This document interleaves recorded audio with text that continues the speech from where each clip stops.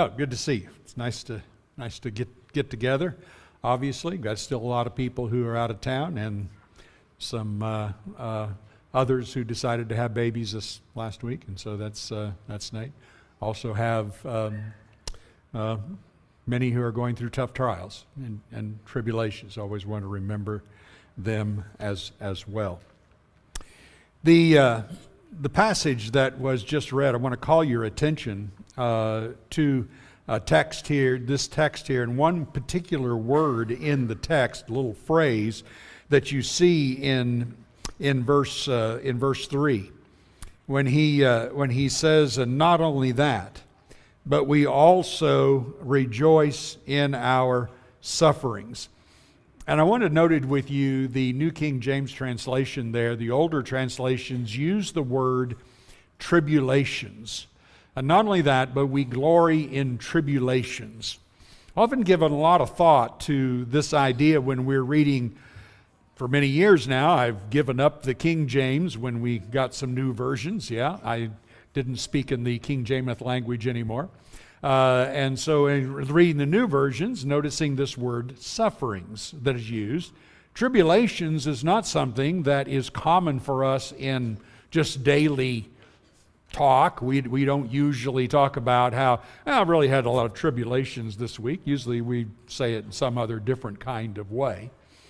But that calls upon us to take a look at this in order to set up what we want to talk about this morning. Tribulations, very interestingly, is not referring to persecutions in particular. That might be our first thought. Well, we rejoice in persecutions. And even though the Lord said, "Blessed are you who are persecuted," that is really not what he is specifically talking about here. The word is more generic than that.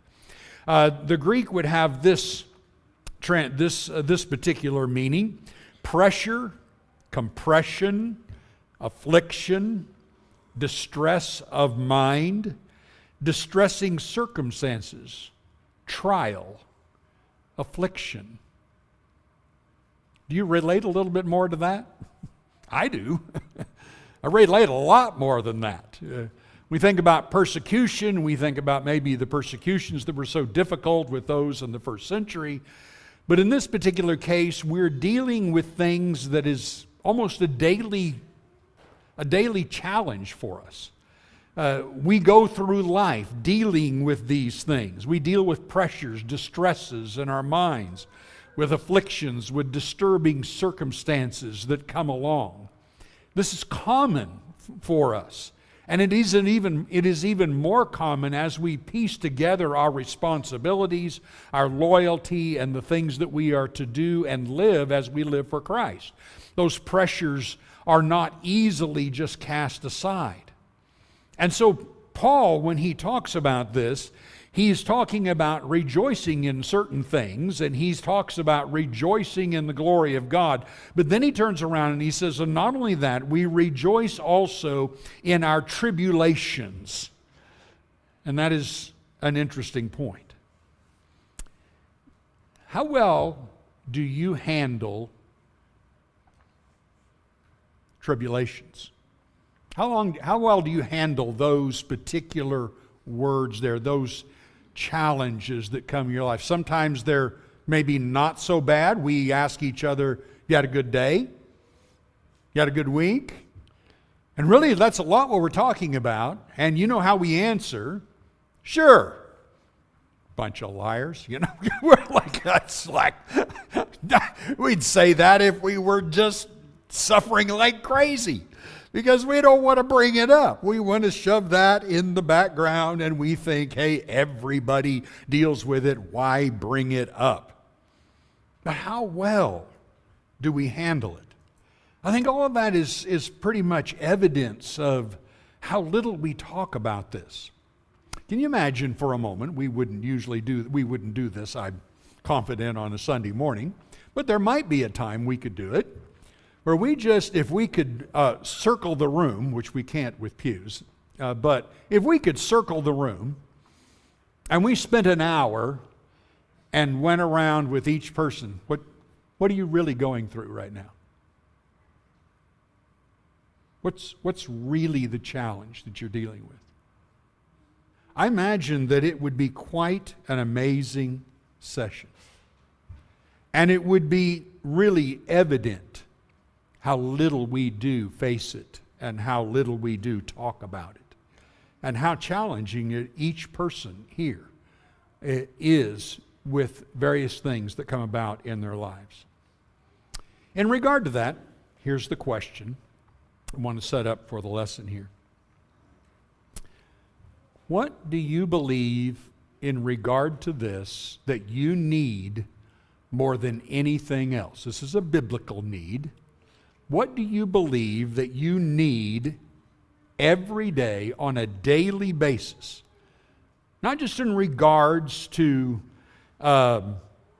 something that's taking care of food or clothing or some possession or some earthly thing. What is a daily need that is a biblical daily need that would get you through this kind of trial? But now stop.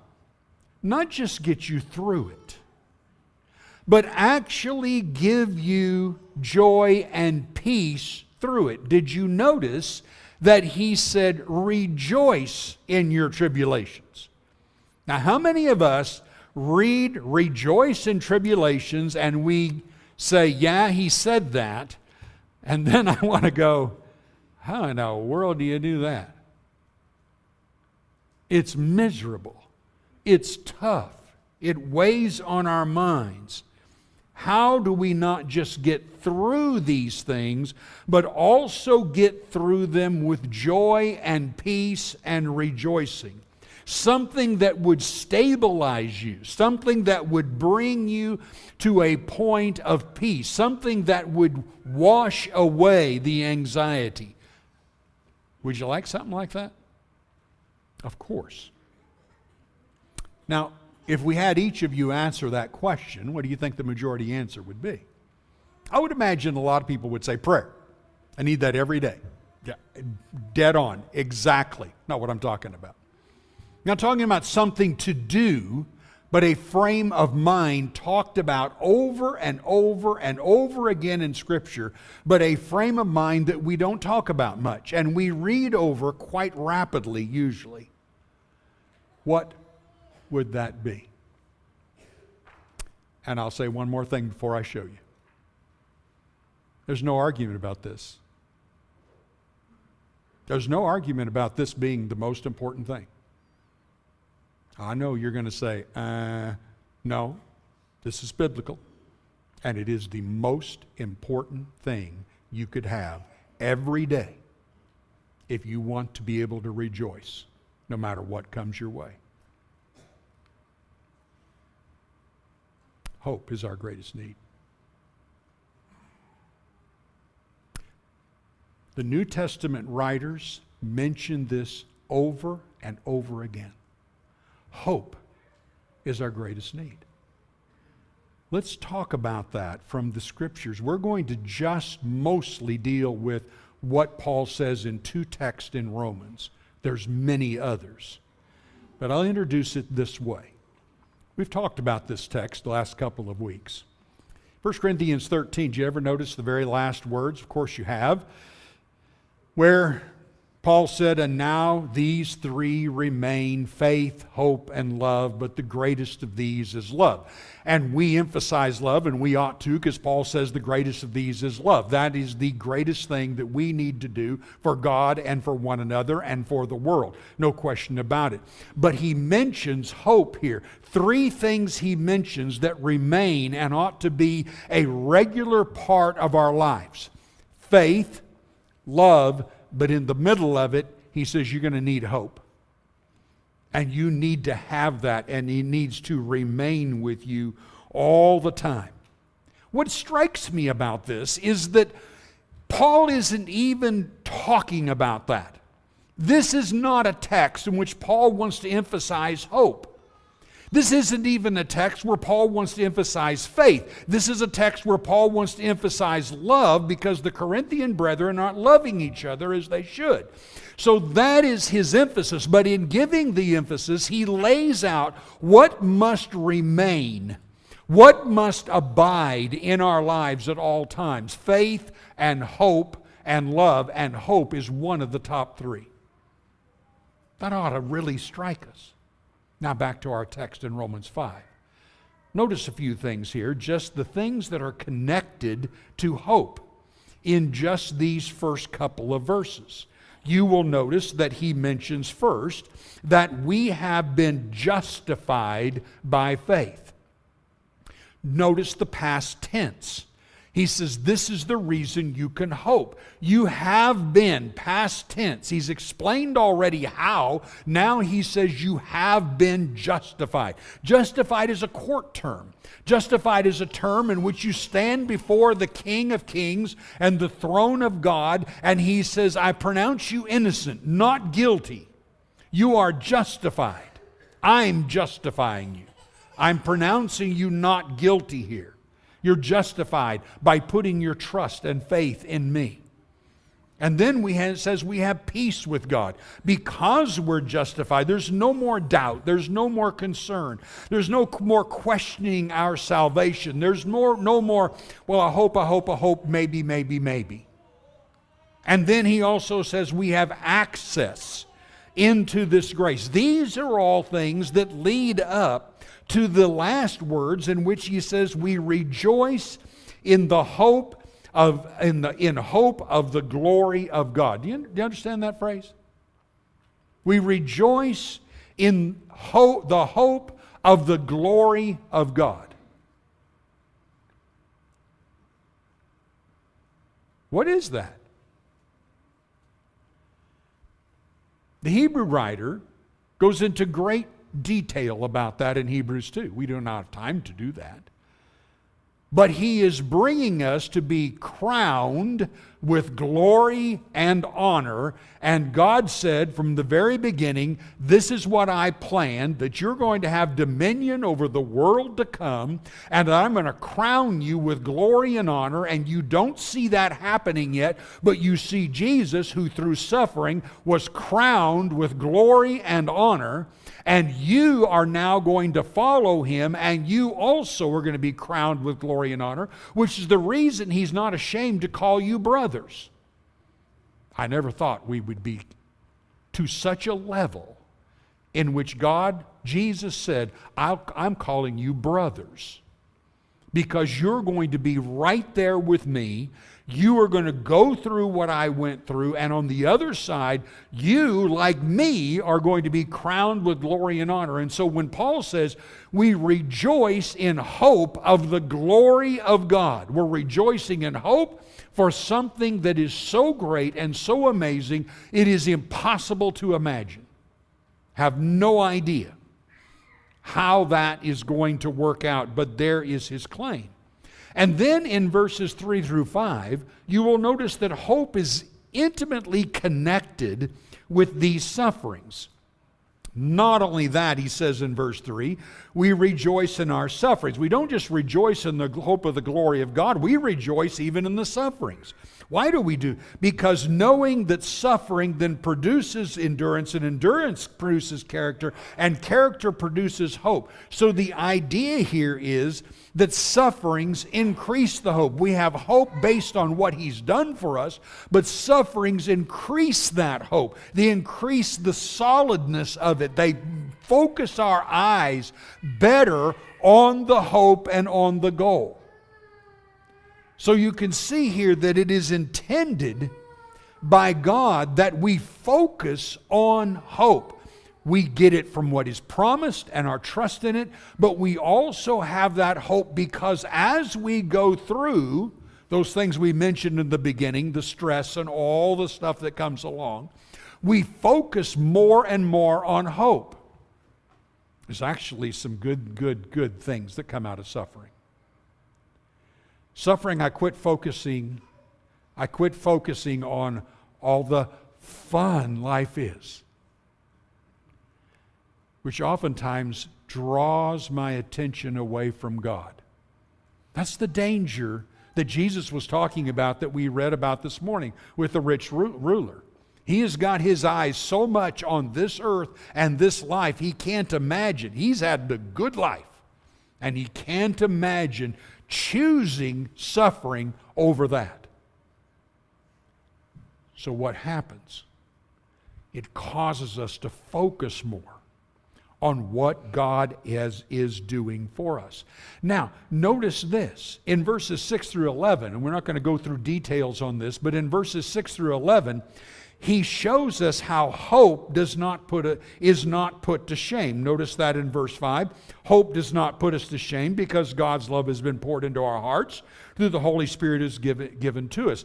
Now, when he says hope does not put us to shame, remember, the idea of hope, us not being put to shame is that we have put our lives and confidence in the fact that God is going to reward and God is going to bring us with Him. And if the day of judgment came and God looked at us and went, just kidding, we would look like fools.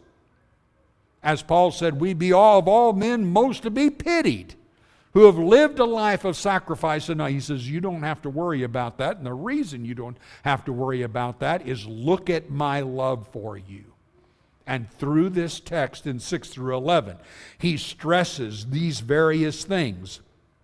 First of all, that he died, not what I wanted to do. I don't even know how to go back here. He died for us while we were ungodly. He died for us when we were still sinners. He died for us when we were enemies. And then he says if he would do all that, much more now, is he going to save us from the wrath of God. If even verse 10, while we were enemies, we were reconciled to God by the death of Jesus, how much more now that we are not his enemies, are we going to be saved by his life? In other words, there is no concern about whether or not our hope is solid and going to be put to shame in any way. Now, turn the page to chapter 8 of Romans and verse 12. In this section, there is a center pivotal point that happens in verses 24 and 25. Where he said, for in this hope we were saved.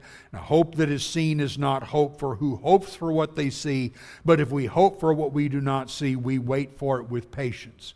So there's the pivotal point. But I want you to notice the things that bring us to that point to understand what it means in this hope we were saved. I would doubt most Christians think about, I'm saved by hope. In this hope, we were saved. So look carefully at the text. First, in verses 12 through 17, I want you to notice three main points. Look specifically, first off, in verse 13, he says, for if you live according to the flesh, you will die. But if by the Spirit you put to death the deeds of the body, you will live.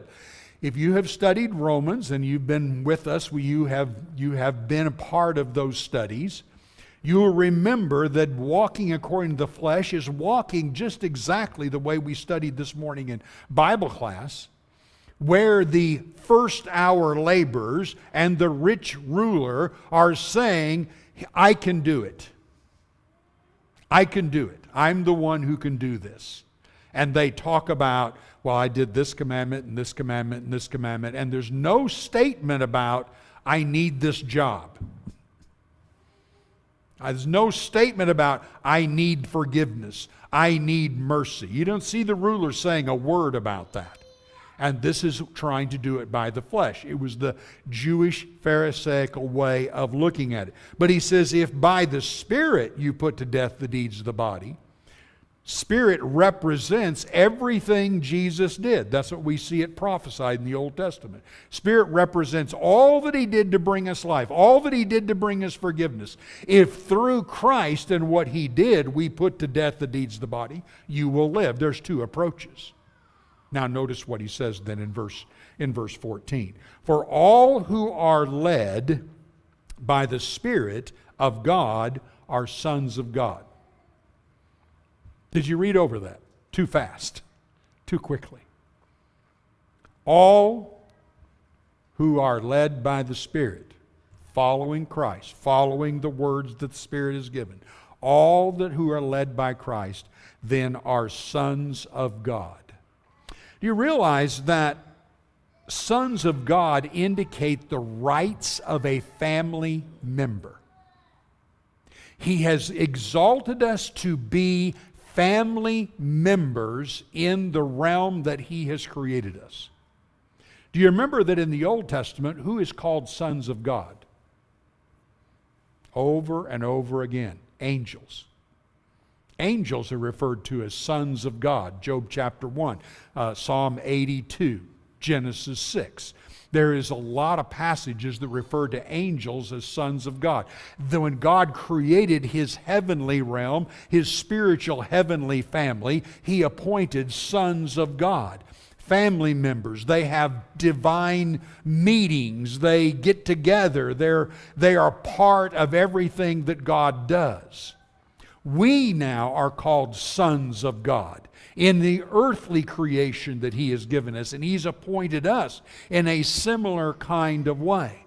And He is giving us an exaltation just when He says those words. If you're led by the Spirit, you're sons of God. And then He gives the benefits of this family in verse 17. And if children, then heirs. Heirs of God and fellow heirs with Christ. Not just heirs, but fellow heirs with Christ. Whatever Jesus receives, He's talking about us receiving it with Him. One of the shocking passages I read many years ago, Revelation 3:21. When Jesus gave a promise to the Laodiceans that if they would live as they ought to live, He said, you will sit with me on my throne. I don't understand that. He says it, yeah, I don't. You know, it's like one of those things that your mind, wait a minute, I'm bowing down before your throne. No, He says, you're sitting with me on the throne. Yeah, there's just all kinds of, your fellow heirs here of what is given.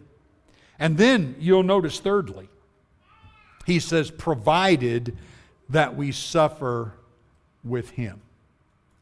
Now this is a different word in the Greek. It is not talking about the various pressures of the mind, the tribulations and things like that. He's not talking about that here, but it is related in that we are willing to live the life that He lives. We are willing to give up the pursuits of getting all we can out of this life, and we are going to pursue getting all we can out of living for God. Paul said it well in Galatians chapter 2 and verse 20 when he says, I have been crucified with Christ.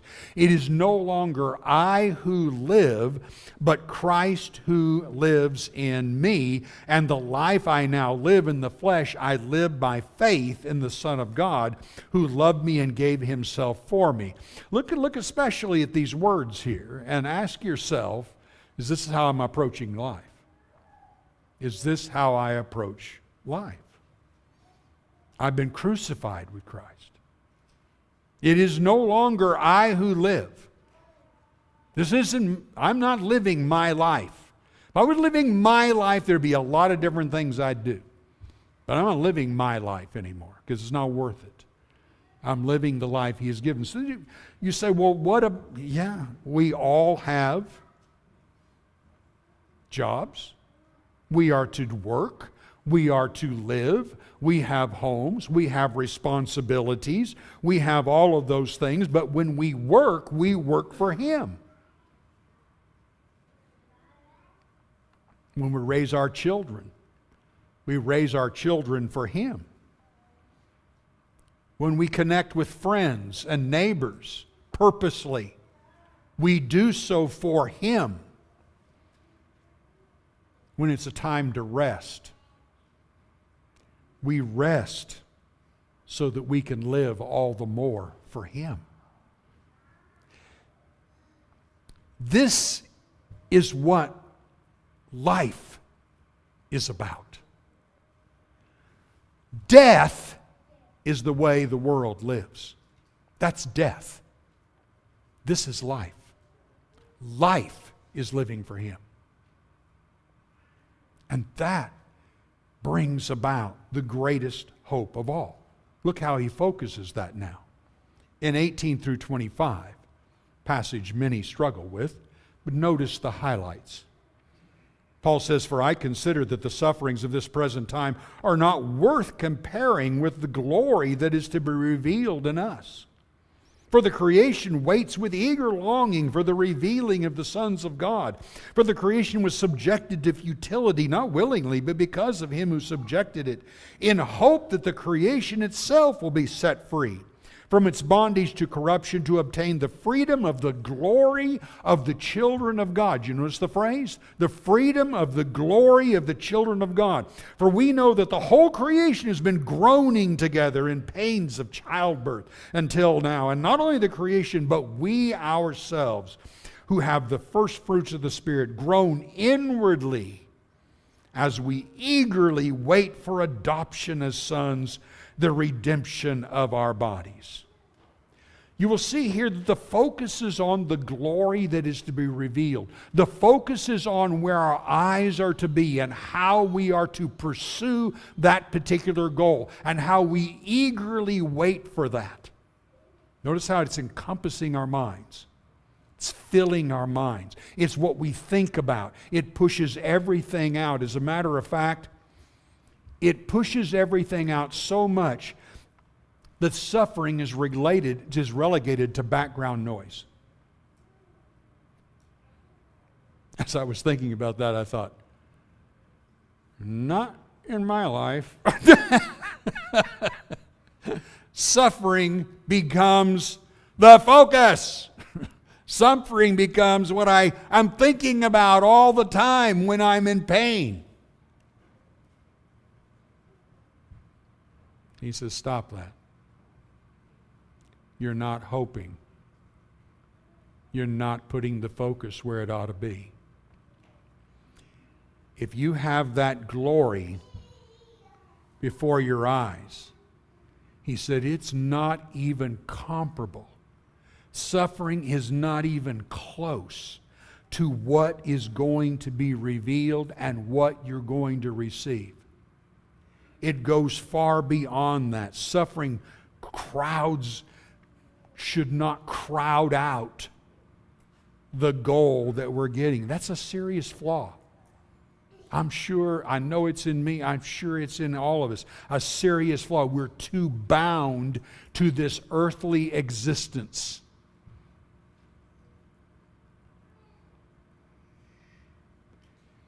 Verse 23.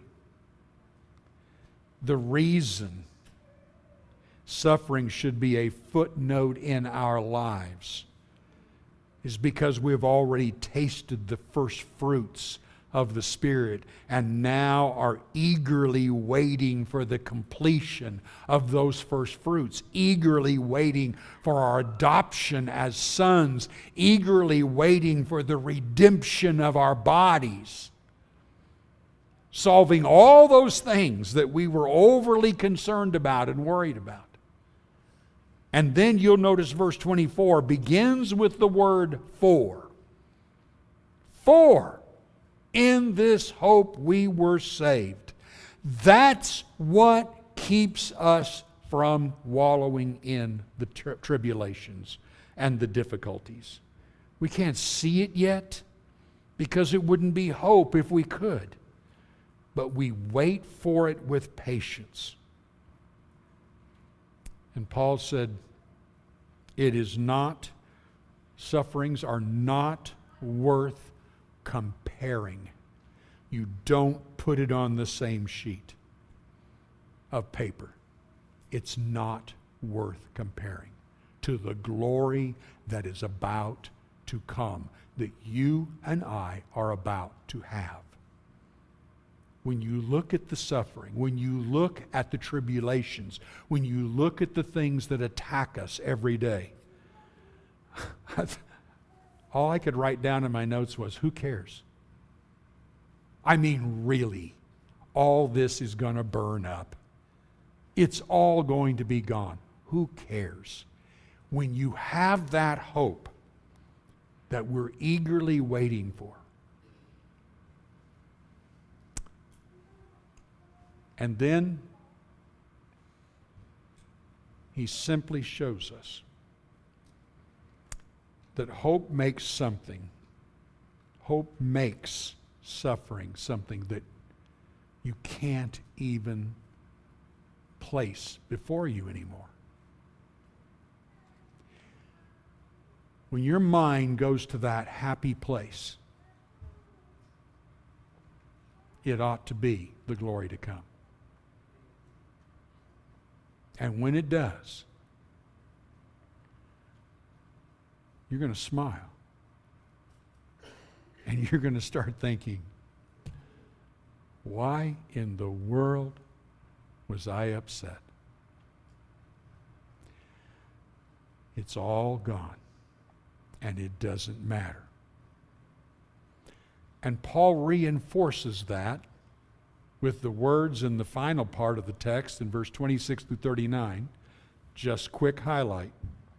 Verse 26, when the suffering is going on, you don't know what to pray for as you should. So it's okay. Spirit's got that. With groaning that is coming within you, the Spirit is going to know what you need in your prayers. God is at work bringing all things together for good, for His good, and for the glory of Him, and for the glory of you. He's putting it all together in verse 28. In 29 and 30, remember, He foreknew you. He predestined you to be conformed to the image of His Son. He called you. He justified you. How much more than when you see these things and you see that He gave His only Son, will He not graciously give us all things? Do you see those words? Will He not graciously give us all things? There's our hope. And then in verse 37 through 39, he says, no, in all these things we're more than conquerors through Him who loved us. For I am sure that neither death, nor life, nor angels, nor rulers, nor things present, nor things to come, nor powers, nor height, nor depth, nor anything else in all creation will be able to separate us from the love of God in Christ Jesus our Lord.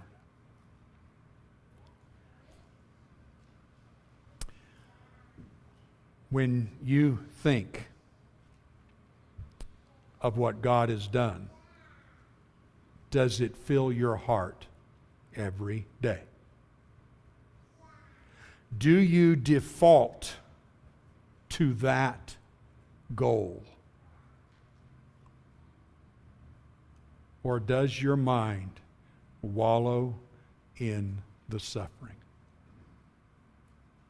Does your mind just go over and over again in the tribulations and the pressure of the moment? Or does your mind default to the hope that is before us? I hope that's not your problem, but it is mine. And that's why I learned this. And it's meant the world to me. So look at this. Where is hope in your life? Where is it? Is it part of your everyday thinking and living? Is it something that inside you, your spirit groans for that day? Is it something that you simply cannot get off your mind, causing any trial and suffering of the moment to be something you just laugh at? You cannot compare because look what is before you. We ridicule those Israelites. Oh man, going to the promised land. They weren't thinking about that. My feet hurt. Where's the fish? Where's the garlic? Where's the leeks? Where's the onions? Where's the God who brought us out? Over and over again. What a bummer. We're going to the promised land. What a silly way to look at this. Please consider what will happen when hope is the answer to suffering and every trial. Your mind will go to that peaceful, happy place, and you will find yourself smiling as the tension drains out of your body and mind, and you will say to yourself, in this hope, I am saved. And Paul said it this way in the final words, do not be anxious about anything, but in prayer and supplication, with thanksgiving, let your requests be known to God, and the peace of God, which surpasses all understanding, will guard your hearts and your minds in Christ Jesus. My guess is most of us aren't doing very well at that. I'm committed to do better at it. I hope you are too. Because there isn't any reason to allow these things that Satan puts in this life to get us to not see the glory that is to come. We're going to sing a song right now. We can help you in any way. Be glad to do so. There's many here that been through tough trials. If you need help, talk to us. We can help you through it. Let's stand and sing a song for the Lord.